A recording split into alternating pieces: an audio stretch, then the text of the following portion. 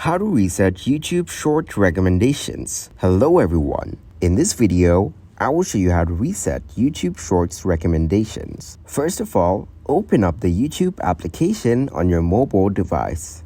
Then, tap on your profile icon from the bottom right corner. And from here, tap on your profile icon from the top right corner. Now, you will see the settings option in here. So go into your account settings. Then from the settings, choose the Manage All History option. After that, it will take you to your YouTube history. And from here, you will see the Delete option, then choose the Delete All Time. Then tap to delete all the history from here. Now your Shorts recommendation will be provided according to your recent search. Also, check out our video on how to change YouTube username on PC. Thank you guys for watching this video. Hope you got some value. Make sure to like the video and subscribe to the channel to get notified when new videos. See you in the next one.